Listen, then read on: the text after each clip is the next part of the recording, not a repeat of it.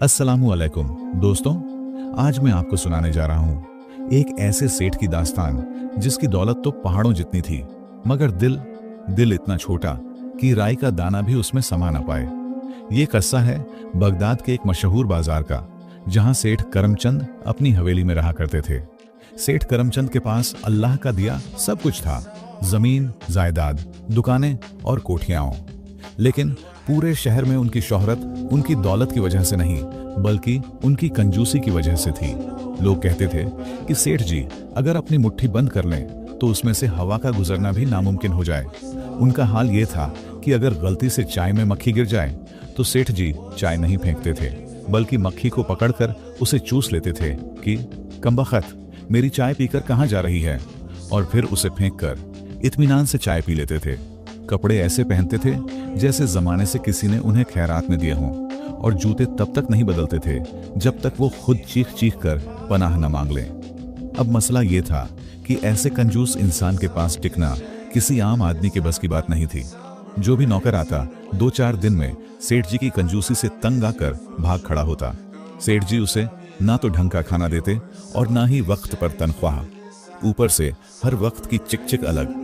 एक रोज सेठ करमचंद अपनी गद्दी पर बैठे थे और इसी फिक्र में डूबे हुए थे कि या अल्लाह, कोई ऐसा नौकर मिल जाए जो काम तो घोड़े की तरह करे मगर खाए चिड़िया की तरह, और सबसे जरूरी बात, तनख्वाह मांगते वक्त उसका मुंह सिल जाए। अभी वो ये सोच ही रहे थे कि तभी दरवाजे पर एक नौजवान लड़का आया। कद काठी से मजबूत, आंखों में चमक और चेहरे पर एक अजीब सी मुस्कुराहट। उसने अंदर आकर बड़े अदब से सलाम किया।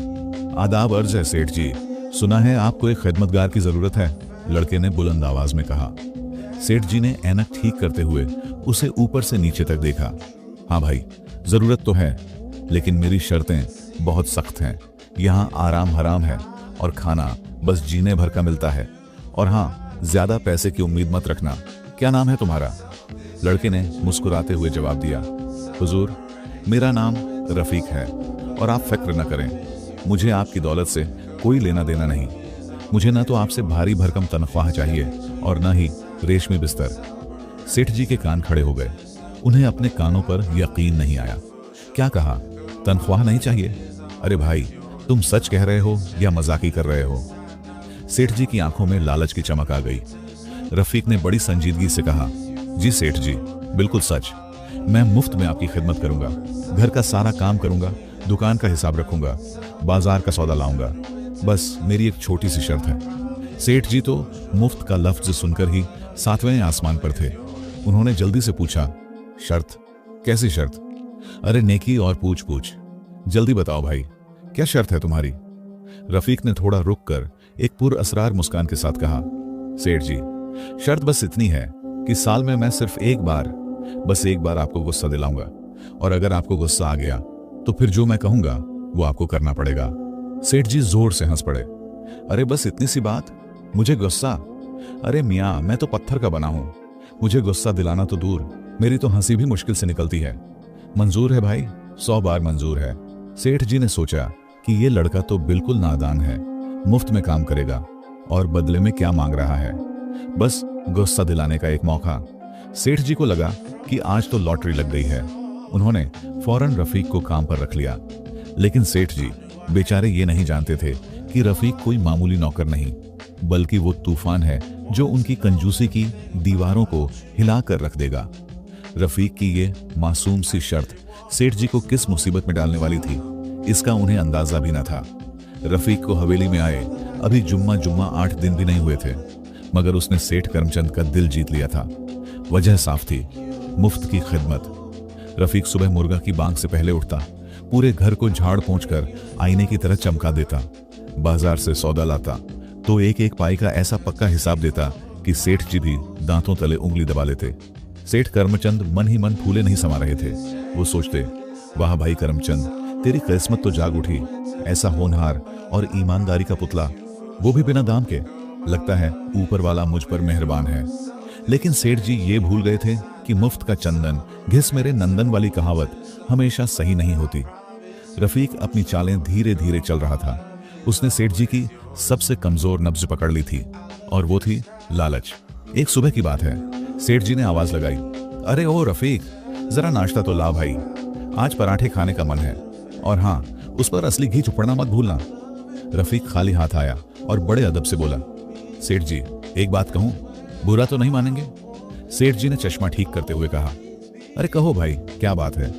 रफीक ने बड़ी मासूमियत से समझाया, हुजूर, असली घी तो बहुत महंगा है और हकीम लुकमान ने कहा है कि ज्यादा घी खाने से तबीयत भारी हो जाती है। मैंने सोचा कि आपकी सेहत और दौलत दोनों की हिफाजत करूं। सेठ जी की आंखों में पैसे बचने की चमक आ गई।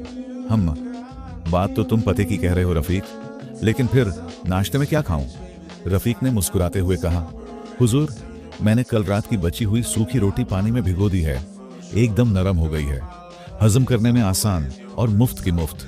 कहिए तो पेश करूं। सेठ जी का मन तो मचल गया कि रफीक के सर पर एक थप्पड़ जड़ दे, कहां असली घी के पराठे और कहां बासी रोटी। लेकिन फिर दिमाग में कैलकुलेटर चला, घी के पैसे बच गए, आटा बच गया, लकड़ी बच गई। सेठ जी ने दिल ही दिल में अफसोस करते हुए कहा, चलो भाई, तुम कहते हो तो वही ले आओ, आखिर सेहत भी तो जरूरी है। रफीक ने वो फीकी गीली रोटी सेठ जी को खिला दी।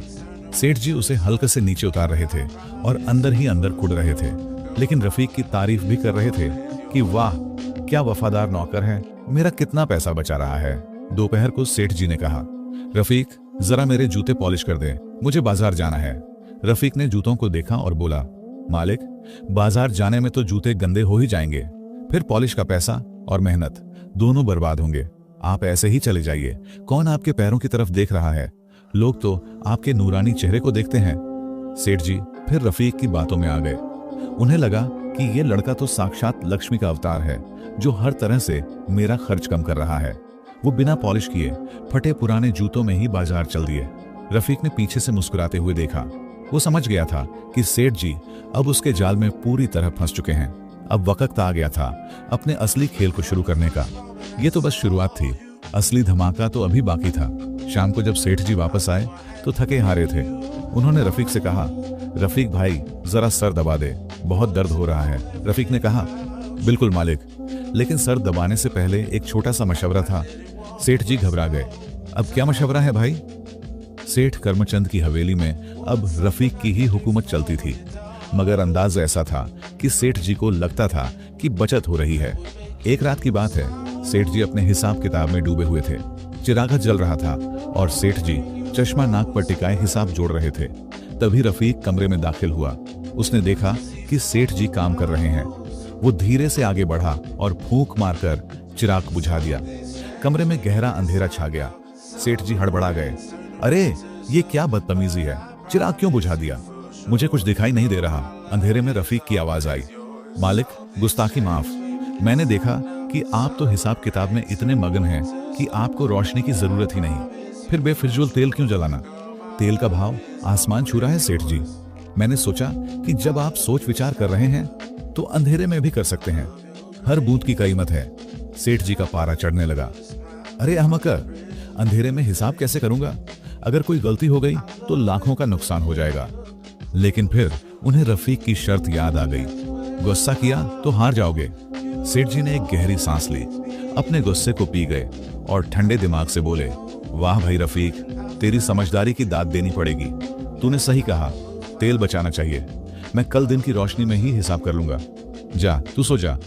रफीक मन ही मन मुस्कुराया। अभी तो तेल बुझा है सेठ जी, आगे आगे देखिए होता है क्या।